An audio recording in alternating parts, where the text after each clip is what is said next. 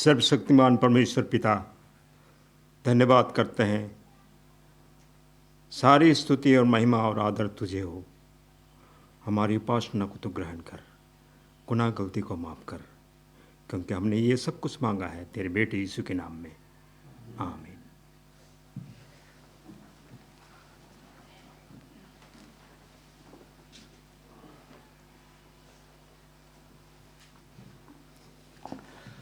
सबों को हैप्पी साबत। और मैं खुश हूँ कि मुझे साल का दूसरा सप्ताह आप सबको स्वागत करने के लिए मौका प्राप्त हुआ। इसके लिए मैं परमेश्वर को धन्यवाद देता हूँ और साथ साथ आप सबको भी मैं स्वागत जाना चाहता हूँ आज की इस बड़ी सभा में। आप जितने उपस्थित हो सके हैं आप सबको हम मंडली की ओर से आप सबको स्वागत है। और आइए हम परमेश्वर को धन्यवाद दें और धन्यवाद देते हुए आज की इस बड़ी सभा को हम शुरू करने के लिए हम गीत गाएंगे। 81 नंबर दूर और पास अब खेत तैयार है। 81 नंबर नए गीत पुस्तक से और खोलना होगा तो सभा खड़ी हो जाए।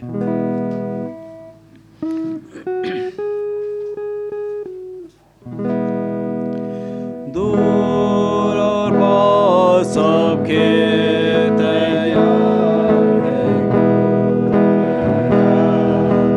है आना खेत के स्वामी से है बेटी भेज दो पानी हार को स्वामी तेरी बेटी करते भेज दो पानी हार को जैसे अन बटोरा जावे तेरे घर में पहुँचे सब। जब सूर्य निकल आवे जब चढ़ा हो आज्ञा दे जावे निहाल में जावा हो स्वामी तेरी बेटी करते बेतुबानी हार को जिससे बटोरा जावे तेरे घर में पहुँचे सब। जल्दी करके बारजो के बाद सुनारे फूलों को कि जब सांझ को घर लौटाए आनंद पूरक तुझको हो स्वामी तेरे बेटे करते बेतुबानी हार को जिससे अन बटोरा जावे तेरे घर में पहुँचे सब। आइए हम सब प्रार्थना के लिए घुटने में आएंगे।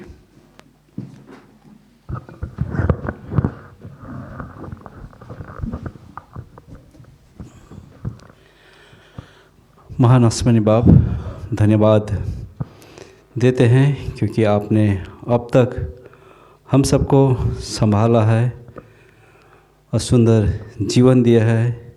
इसके लिए धन्यवाद देते हैं। धन्यवाद देते हैं आज के इस साबत दिन के लिए और इस साबत की संगति के लिए और साबत की तमाम आशीष के लिए कि आपने हम सब के जीवन में प्रदान की है। इसी तरह से प्रार्थना करते हैं इस समय हम आपके सम्मुख समय घुटने के बल पे है पिता। आप चाहते हैं कि आपके बच्चे आपके सम्मुख घुटने में आए और जो कुछ भी हमारे जीवन में घटी टूटी है पिता, उन सारी चीज़ों को आपके हाथ में सुपुर्द करते हैं। तो हमारी नहीं परंतु आपकी इच्छा के अनुसार से हम सबको दिया कर, ताकि उनके प्रति हम आपको धन्यवाद अर्पण कर सके। इसी तरह से प्रार्थना करते हैं आज जहीं कहीं भी आपके नाम से एक या दो एकत्रित होके आपके नाम की दुहाई दे रहे हैं, उन सबों के साथ हो, उन्हें भी तो साबत के आशीष से परिपूर्ण कर। प्रार्थना करते हैं हमारे चर्च के जितने भी रिटायरीस हैं, बुज़ुर्ग हैं, उन सबको संभाल और विशेष इस ठंड के मौसम में सबको तो सुरक्षित प्रदान कर। और प्रार्थना करते हैं हमारे जितने मेंबर्स हैं जो आज आपके भवन में उपस्थित नहीं हो सके पिता, किसी कारण वो बीमार में हैं, तकलीफ में हैं या किसी प्रकार के समस्या में पड़े हैं, उनके साथ हो, उनकी तू सुध ही ले। और इसे उपाय कर कि पिता वे आपके भवन में आकर के आपकी समस्त हो करके आपकी दुआएं कर सके, इस तरह से आशीर्वाद कर। इसी तरह से प्रार्थना करते इस समय जो हमारे वक्ता है, वक्ता के साथ हो, आपका वचन हो सके और उनका मुंह हम जितने सुनने वाले श्रोता है पिता सुन के आशीषित हो सके और आपके करीब हम हो सके, इस तरह से हम सबको आशीर्वाद कर। इसी तरह से इस सभा का भार हम आपके हाथ में सौंपते हुए इस छोटी विनती मसीह के नाम से मांगते हैं, दया कर सुनर ग्रहण कर। आमीन।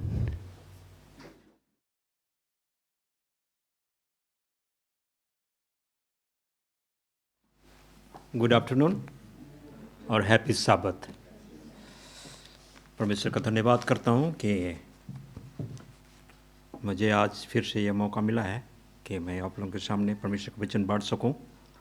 मैं बगलराम मंडली का और हमारे बगलराम मंडली के चर्च पास्टर को और परमेश्वर को धन्यवाद देना चाहता हूं कि उन्होंने यह अरेंज किया कि मैं परमेश्वर के वचन बांटने के लिए आप लोग के सामने खड़ा हो सकूं। आइए हम अपने वचन आरंभ करते हुए हम परमेश्वर से छोटी सी दुआ करें। स्वर्ग पिता परमेश्वर, धन्यवाद करते हैं आशीषों के लिए कि तू हमें प्यार करता है, तू हमें संभालता है और तू अपना वचन हमें देता है कि हम तुझ में होकर उस खुशी को, उस आनंद को, उस शांति को, उस आनंद जीवन को अपने जीवन में प्राप्त करें और इस जीवन में रहते हुए हम कैसी चाल चलें, तो अपने वचन के द्वारा तो हमें सिखाता है और जताता है। होने दे प्रभु जी, जो कुछ वचन मैंने तैयार की है उस पर तेरे आशीष हो और यह सब कुछ तेरे द्वारा हो, जिससे हमारे हर एक के आत्मिक और लौकिक जीवन के लिए उन्नति के कारण बने और हम तुझ में बढ़ते जाएं। गुनाह गलतियों को माफ़ कर। मांगते हैं सब कुछ तेरे बेटे यीशु के नाम में, आमीन।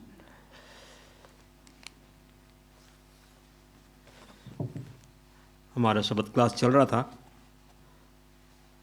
तो हम जो सीख रहे थे, तो मुझे लग रहा था कि मैंने जो सरमन तैयार की है सब कुछ शब्द क्लास में हम सीख रहे हैं और जो कुछ मैं बोलना चाहूँगा वो पहले से ही बताया जा रहा है। तो खैर, परमेश्वर का वचन जीवता है और हमारे आत्मिक और लौकिक जीवन के लिए उन्नति का कारण है। हमें प्रोत्साहन देता है, हमें अगुवाई करता है कि हम उसमें होकर बढ़ते चलें और अपने जीवन को सुधारें और उस अनंत जीवन के लिए अपने आप को तैयार करने सकें।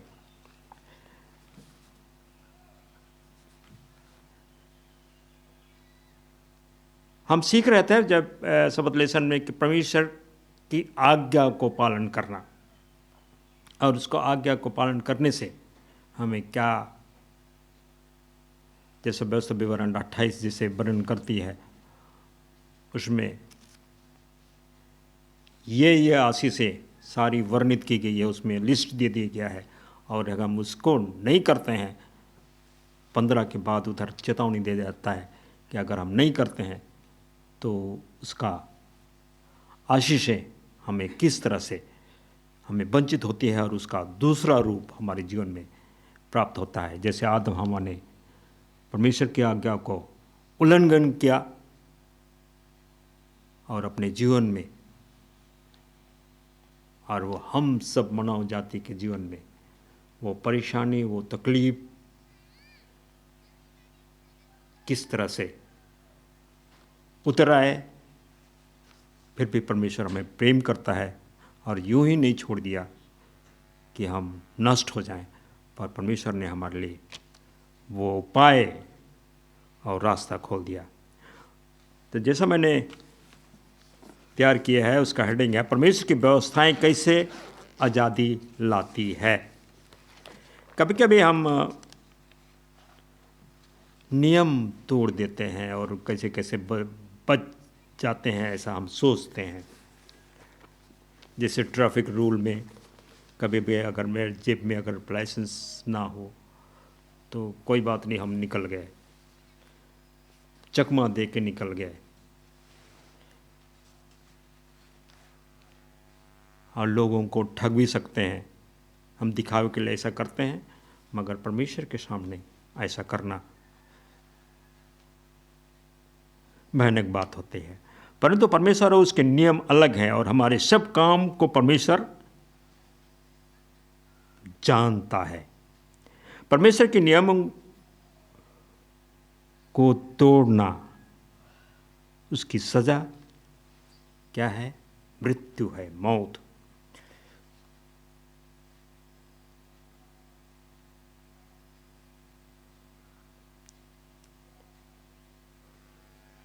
इस मौत से, मृत्यु की सजा से हम कैसे बच सकते हैं? एक ही उपाय है, सुरक्षा के लिए एक ही मार्ग है, मार्ग, सत्य और जीवन केवल कौन है? यीशु मसीह। और यीशु मसीह को हम कैसे जानते हैं? यीशु मसीह को हम कैसे पहचानेंगे? उसके वचन को हम कैसे सीखेंगे?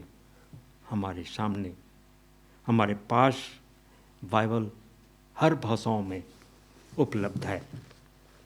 उसको पढ़ने से,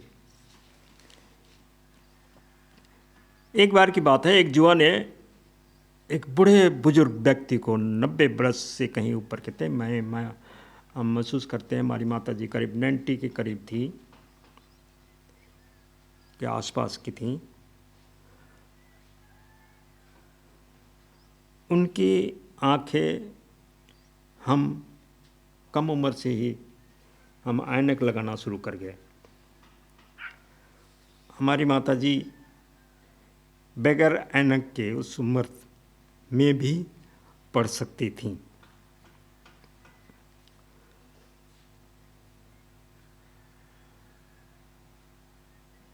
तो उस युवा ने 90 वर्ष के एक बूढ़े से पास जाकर कहा कि आपने किस तरह इतना अच्छा जीवन व्यतीत किया।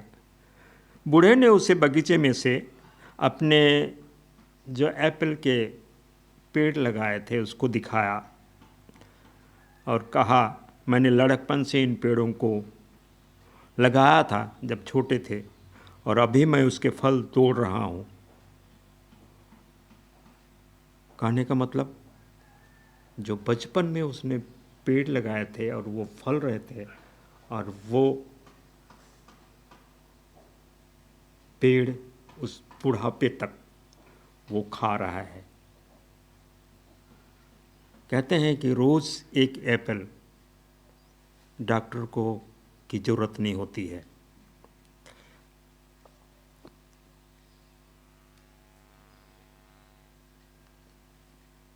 यह जीवन का नियम है कि युवा काल में हम जो लगाते हैं, बुढ़ापे में उसे इकट्ठा करते हैं। हम गलातियों की किताब 6 अध्याय उसमें खोलेंगे, उसमें क्या कहता है? गलाती किताब 6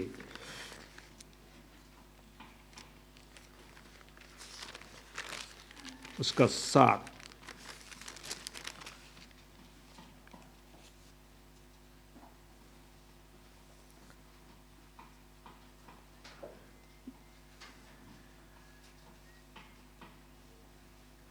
जो वचन की शिक्षा पाता है वह सब अच्छी वस्तुओं में सिखाने वाले का भागी करे।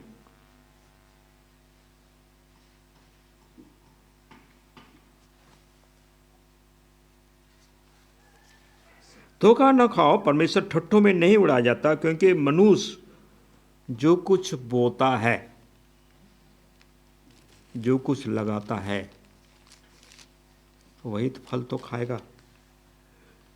इसलिए मनुष्य जो कुछ बोता है वही काटेगा, क्योंकि जो अपने शरीर के लिए बोता है वह शरीर के द्वारा विनाश की कटनी काटेगा, और जो आत्मा के लिए बोता है वह आत्मा के द्वारा अनंत जीवन की कटनी काटेगा। आनंद से परमेश्वर के नियमों का मानने से अद्भुत आशीष से मिलती है। क्या परमेश्वर मुझे देखता है और जानता है कि मैं क्या कर रहा हूं?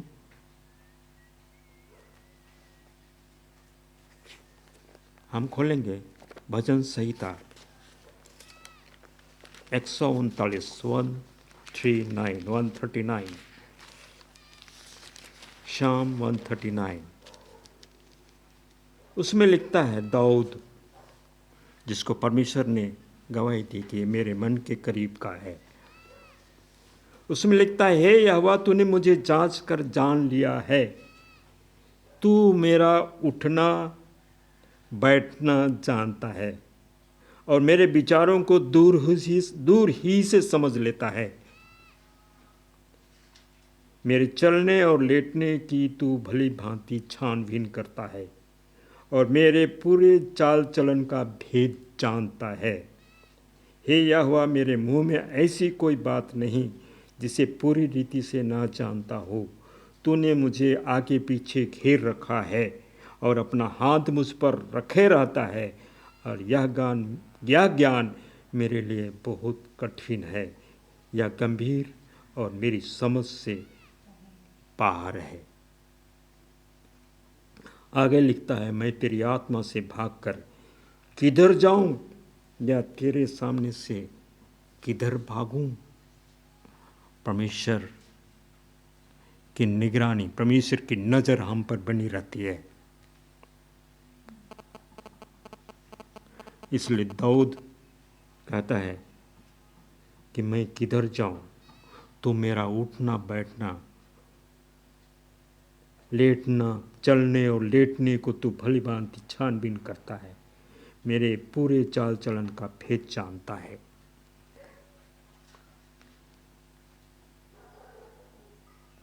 उसे मालूम है कि हमारे कितने सिर के कितने बाल हैं। उसे प्रत्येक की चिंता है और यह वह सब कुछ देखता है, और यह अच्छा है कि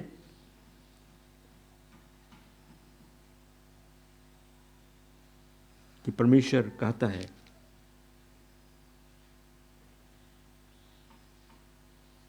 या दाऊद फिर से यह कहता है कि तूने मुझे आगे पीछे घेर रखा है और अपना हाथ मुझ पर रखे रहता है। वो हमारी अगुवाई करता है। भजन संहिता 23 जैसा हम जानते हैं कि यहोवा मेरा चरवाहा है, मुझे कुछ घटे ना होगी। चाहे मैं घोर अंधकार से भरी हुई तराई में वेली, पहाड़ के बीच वाला रास्ता, तराई से होकर चलूं तो भी हानि से ना डरूंगा, क्योंकि तू मेरे साथ रहता है।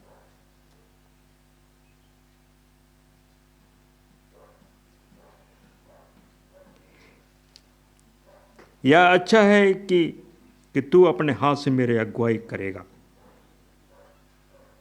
क्या उसके राज में बचाए जाने के लिए क्या हमें बाइबल की बातें माननी है?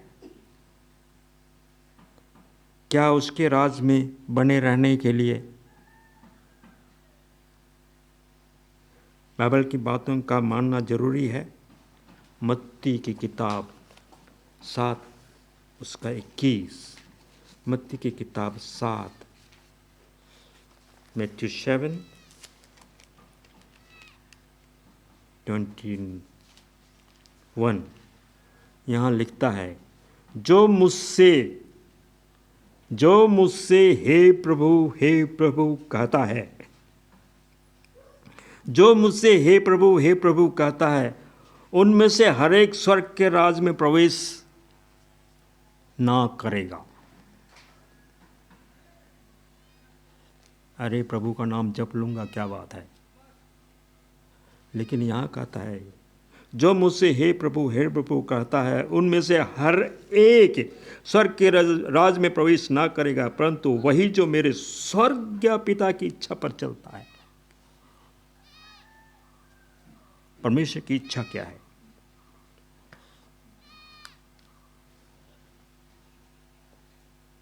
हम पढ़ेंगे मत्ती की किताब 19, इसी किताब का 19वां अध्याय 19 उसका 17, मत्ती 19।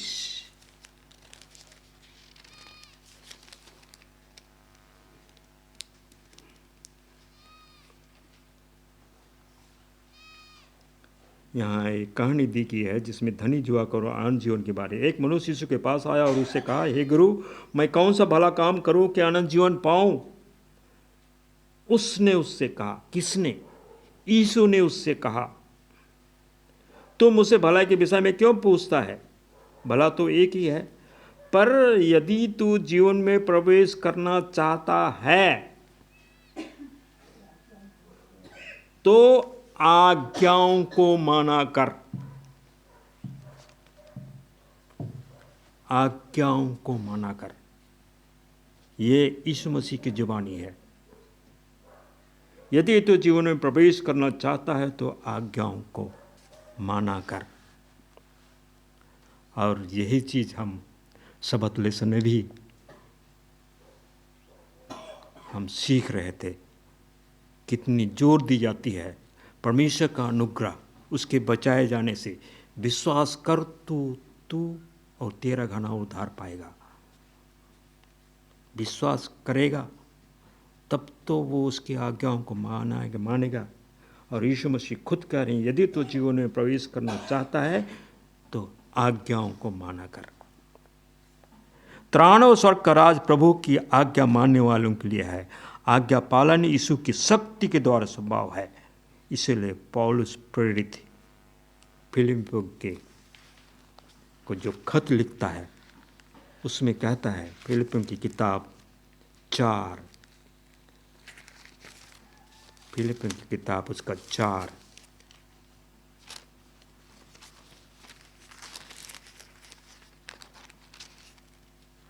उसका 13,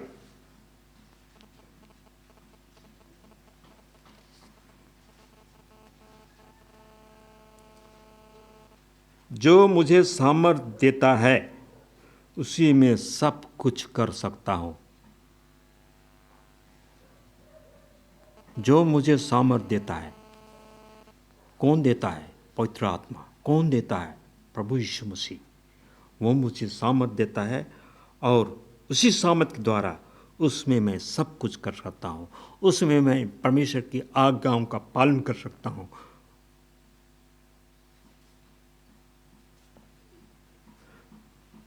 त्राण और स्वर्ग का राज यीशु और उसकी इच्छा को ग्रहण करने वालों के लिए है।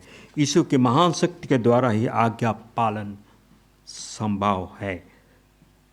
स्वर्ग के दूत बिना किसी भूल के हर सोच, वचन और काम का रिकॉर्ड रखते हैं। हम जो कुछ भी करते हैं उसका रिकॉर्ड परमेश्वर के दूत हर रोज हम क्या सोचते हैं, क्या करते हैं, क्या बोलते हैं और क्या काम करते हैं, सब कुछ रिकॉर्ड किया जाता है स्वर्गदूतों के जरिए से। और ये धर्मशास्त्र, ये बाइबल जो है, ये हमारा गाइड बुक है जिससे हम उस राज में पहुंचने के लिए सब आदेश, सब कमांड, चेतावनियाँ और जानकारियाँ इसी बाइबल से हमें प्राप्त होती है। इनके किसी भाग की अवहेलना करना मजाक उड़ाना, इग्नोर करना परमेश्वर और उससे के राज से दूर होना है। जैसा हम लेसन में सुन रहे थे, सीख रहे थे, परमेश्वर का वचन सुनने, मानने और सीखने से हम परमेश्वर के राज के में बारिश होने के योग बनते हैं और हम आज्ञा पालन करते हैं।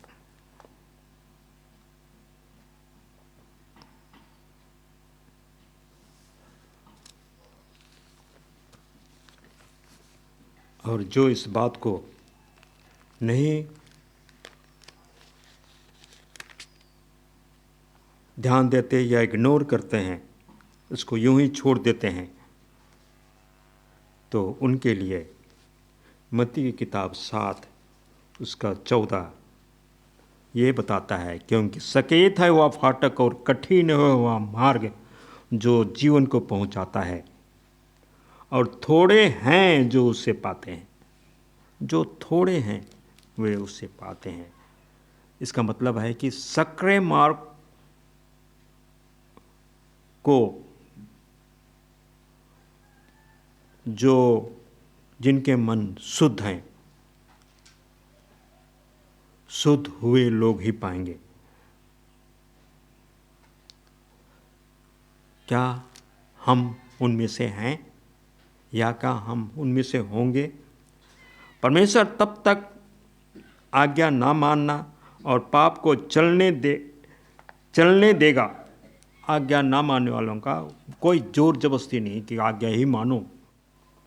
हवा सब कुछ परमेश्वर सेंत में देता है।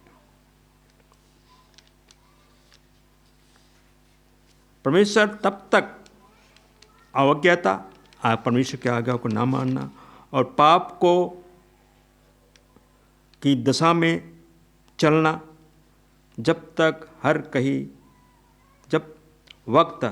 सब कोई परमेश्वर के न्याय, प्रेम और दया को मान नहीं लेंगे,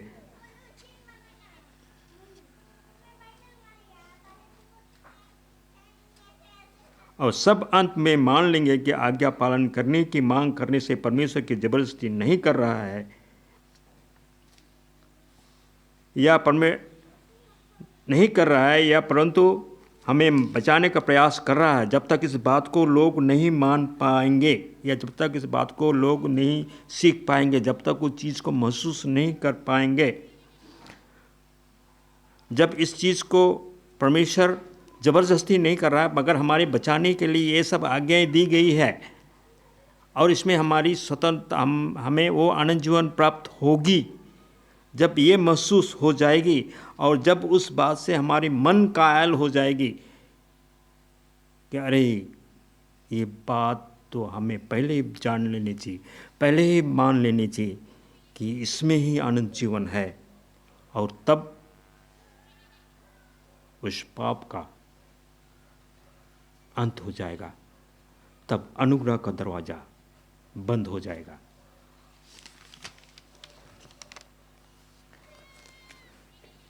आज्ञा नहीं मानने वाले और शैतान और उसके पापी दूत भी नाश किए जाएंगे।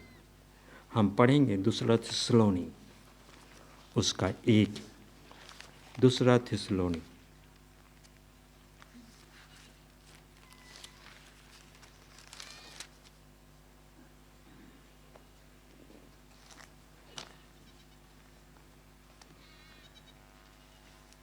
उसका 8।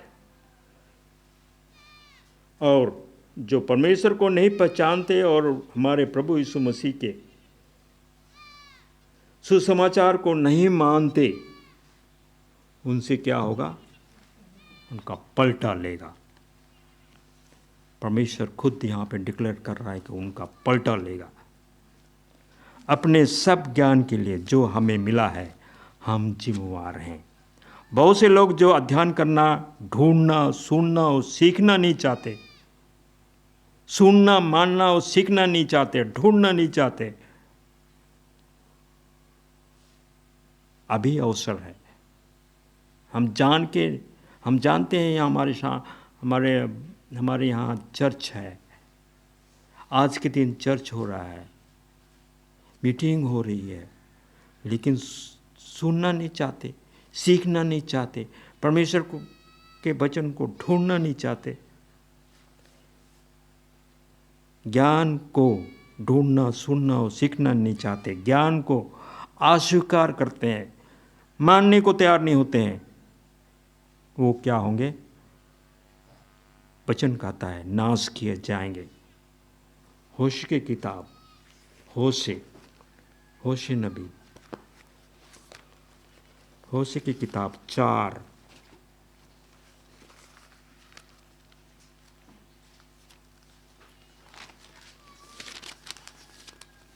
उसका 6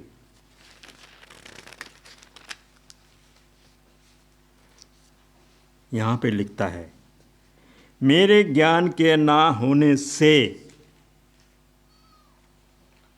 परमेश्वर का वचन यहाँ दिया है कि मेरे ज्ञान के ना होने से मेरी प्रजा नष्ट होगी। तूने मेरे ज्ञान को तुच्छ जाना, इसलिए तू मुझे अपने याजक रहने के अयोग्य ठहराऊंगा। इसलिए परमेश्वर के वचन को सुनना, मानना, सीखना और ढूंढना जरूरी है। और जब हम उसको ना सुनने को तैयार होते हैं, ना मानने को तैयार होते हैं, ना सीखने को तैयार होते हैं और ना ढूंढते हैं, हम उस अज्ञानता में पड़े रहते हैं। जब उस अज्ञानता में पड़े रहते हैं तो परमेश्वर का ज्ञान हमें नहीं मिलता है। तो ये कहता है ना होने से मेरी प्रजा नष्ट होगी। हम उसके प्रजा कहलाते तो हैं, लेकिन ज्ञान के ना होने से हम नष्ट किए जाएंगे। दुख की बात है कि अनेक जानकर सीखना नहीं चाहते। सीखने का यह आपका योग है, सीखें। बाइबल से सीखना, अधिक सीखना हम बंद ना करें। पुराने नियम में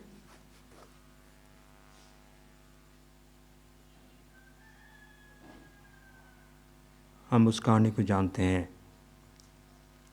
इस्राएली लोग, जब परमेश्वर ने उनको मिस्र देश से निकाला तो वो 40 दिन का रास्ता उसने 40 वर्ष इसलिए लगाए कि वो सीखे, उस कठिन रास्तों में सीखे। 6 लाख से ऊपर के लोग कनान के लिए मिस्र से निकले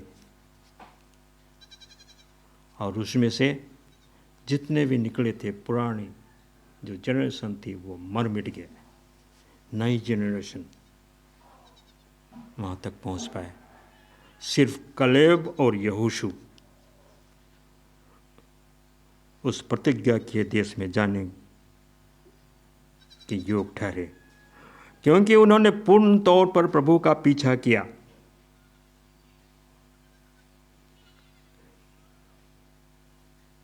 परमेश्वर कहता है, जैसे हर एक वचन, जैसा यीशु की जब परीक्षा हुई थी तो शैतान को परमेश्वर ने कहा था कि हर एक वचन जो परमेश्वर के मुख से निकलता है उससे जीवित रहेगा। सत्य को समझने के बाद रुकना, जानने के बाद क्या है? मूर्खता है, बेवकूफ़ी है। शैतान का फंदा जो है वो रोकना, देर करना। हम चाहते तो हैं मगर उसमें क्या करता है? शैतान रुकावट डालता है। परंतु परमेश्वर आगे बढ़ने के लिए कहता है और पूरे मार्ग में संग रहने का वादा करता है और वचन देता है। क्योंकि मत्ती की किताब हम खोलेंगे, मत्ती किताब 19 उसका 26।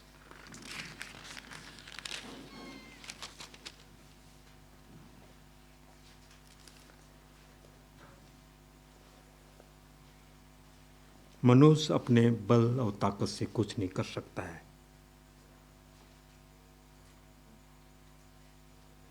यीशु ने उनको देखकर कहा, 26, मनुष्यों से तो यह नहीं हो सकता है, परंतु परमेश्वर से सब कुछ हो सकता है। परमेश्वर से सब कुछ हो सकता है। अगर हम अपने जीवन में परमेश्वर को पहला स्थान दें, हर उस मुसीबत में, हर उस कठिनाई में, हर उस समस्या में जब हम परमेश्वर से मदद लेते हैं, परमेश्वर की सहायता लेते हैं, जब हम उससे कहते हैं, उससे पूछते हैं, तो परमेश्वर से के लिए सब कुछ संभव है। इसलिए कहता है, मनुष्यों से तो यह नहीं हो सकता, परंतु परमेश्वर से सब कुछ हो सकता है।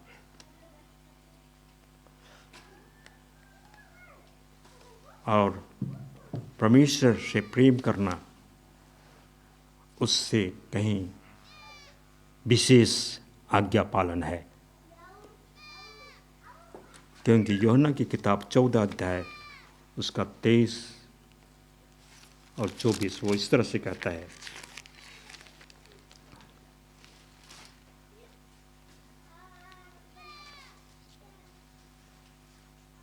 यदि कोई मुझसे प्रेम रखेगा, यीशु ने उसको उत्तर दिया, यदि कोई मुझसे प्रेम रखेगा तो वह मेरे वचन को मानेगा। इसका मतलब जो परमेश्वर से प्रेम नहीं रखता है, परमेश्वर के वचन को नहीं मानता है। और मेरा पिता उससे प्रेम रखेगा। इसका मतलब परमेश्वर पिता उससे भी प्रेम नहीं रखेगा। और हम उसके पास आएंगे और उसके साथ वास करेंगे। यदि कोई मुझसे प्रेम रखेगा तो मेरे वचन को मानेगा, और मेरा पिता उसे प्रेम रखेगा, और हम उसके पास आएंगे और उसके साथ वास करेंगे। और जो मुझसे प्रेम नहीं रखता वह मेरे वचन नहीं मानता। और जो वचन तुम सुनते हो वह मेरा नहीं पिता का है जिसने मुझे भेजा है। सच्चा प्रेम आज्ञा पालन के बिना नहीं हो सकता। सच्चा प्रेम और आज्ञा पालन दोनों ऐसे जुड़े हुए हैं जैसे दो बहनें एक जुड़े हुए हैं। ऐसे एक स्टोरी बताया गया था जिसमें बहनों को जब अलग करने की कोशिश की गई तो वो नहीं बचे, अलग होने पर वे मर गए। जानबूझकर ज्योति को स्वीकार करके अज्ञानता में जीवन जीने से ज्योति बूझ जाती है और अंधकार में छोड़ दिया जाता है। सत्य को अस्वीकार करने वाला, उसकी हालत क्या होती है? दूसरा थिस्सलुनी हम खोलेंगे, दूसरा थिस्सलुनी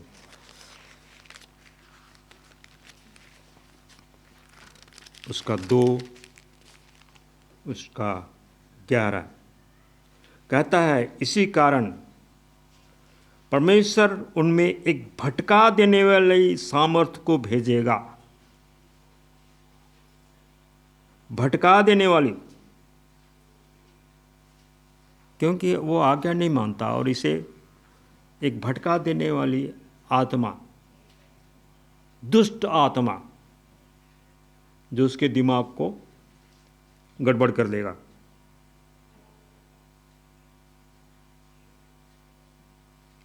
कि वे झूठ की प्रतीति करें, ताकि जितने लोग सत्य की प्रतीति नहीं करते वरन आधम से प्रसन्न होते हैं, वे सब क्या होंगे? दंड पाएंगे। मतलब रिजल्ट वो फिनिश। सच्ची स्वतंत्रता आज्ञा पालन से होती है और उससे है पाप से छुटकारा। रोमी की किताब 6 उसका 18, रोमन 6 उसका 18। और पाप से छुड़ाए जाकर धर्म के दास हो गए।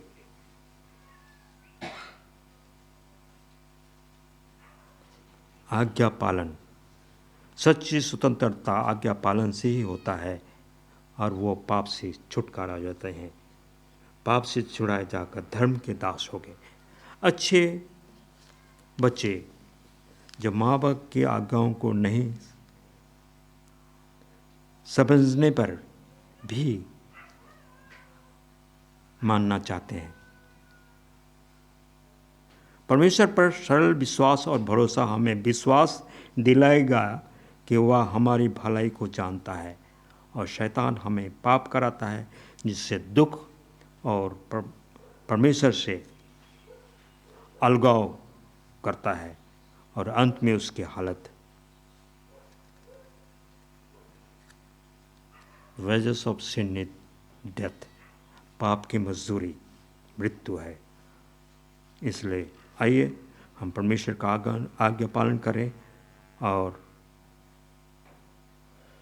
नाश ना हो, और परमेश्वर को स्वीकार करें, ख्रिस्ट को स्वीकार करें, उसके आज्ञाओं को पालन करें और उद्धार पाएं, आनंद जीवन पाएं।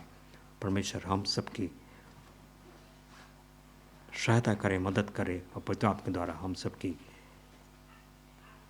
को संभाले रखे। इस वचन पर परमेश्वर आज का आशीष दे। आमीन।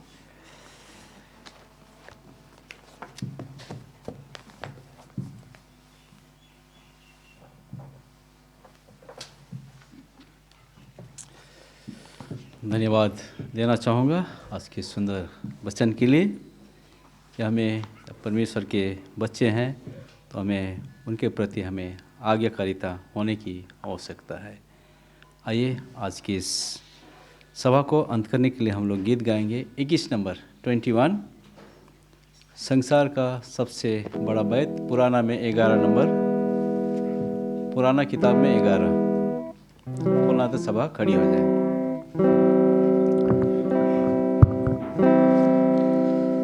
संसार का सबसे बड़ा बैत वह है हमारा यीशु, उनको जो पाप में हुए कै प्यार से बोलता यीशु।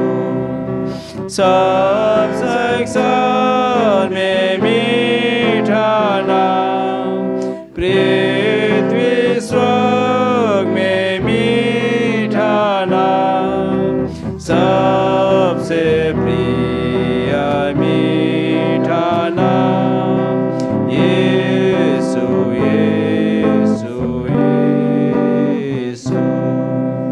हमारा सबसे बड़ा पाप है क्षमा बोलता यीशु। तुम सबको आओ में मिला कि मुकुट देता यीशु। सब संसार में मीठा नाम, पृथ्वी स्वर्ग में मीठा नाम, सबसे प्रिय मीठा नाम यीशु यीशु यीशु। यीशु का नाम बचाता है हर पाप दुख से यीशु। वह प्यार से बुलाता है, कौन और है जैसा यीशु। सब संसार में मीठा नाम, पृथ्वी स्वर्ग में मीठा नाम, सबसे प्रिय मीठा नाम यीशु यीशु यीशु। स्वर्ग देश को जब हम चढ़ेंगे, देखेंगे अपना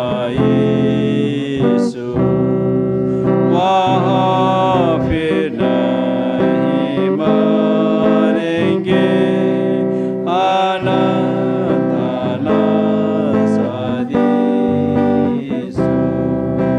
सब संसार में मीठा नाम पृथ्वी स्वर्ग में मीठा नाम सबसे प्रिय मीठा नाम यीशु यीशु यीशु। सब संसार में सबसे मीठा नाम प्रभु तू ही है। तू हमें प्यार करता है। तो इस भगराम मंडली के लोगों को प्यार करता है। यहाँ के हर एक बसिंदे को प्यार करता है। प्रभु होने दे प्रभु जी सारी मंडली, बल्कि यहाँ के सारे बशिंदे और इस नक्सल बड़े के बशिंदे तुझे जाने, तुझे पहचाने, तुझे ग्रहण करें। दो तुझ में बुलाए गए हैं प्रभु जी। तो उन्हें यह आत्मा दे, उनके गुनाह गलती को माफ कर, हम सबके गुनाह गलती को माफ कर, कि हम तुझसे बने रहें, तुझे सीखें, तुझे जाने, तुझमें बढ़ते जाएं और आज्ञाकारिता बने रहने सकें। धन्यवाद करते पर प्रभु जी इस सबत दिन के लिए और इस वचन के लिए और जो कुछ हमने सीखा उसके लिए पदार्थ के द्वारा हम सबको संभाले रखा और हमें तंदुरुस्त रखा। अपनी शांति और कुशलता से हमें विदा कर, कि हम फिर से आने वाले शपथ के रोज उपस्थित होकर पूरी सप्ताह तुझ में रहते हुए तैयारी के साथ तेरे भवन में उपस्थित होकर तेरी उपासना करने सकेंगे। तमाम दुनिया के तमाम विश्वासियों को तेरे हाथ में सुन देते हैं। गुनाह गलती को माफ कर, मांगते हैं सब कुछ तेरे बेटे यीशु के नाम में, आमीन।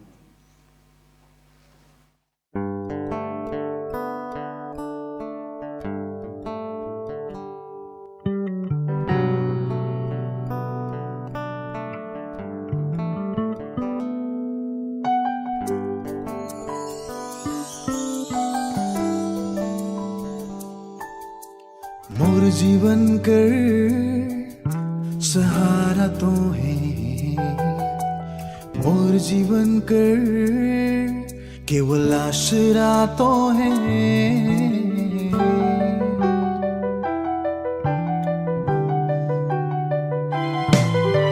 मोर डहर कर दिया तो है,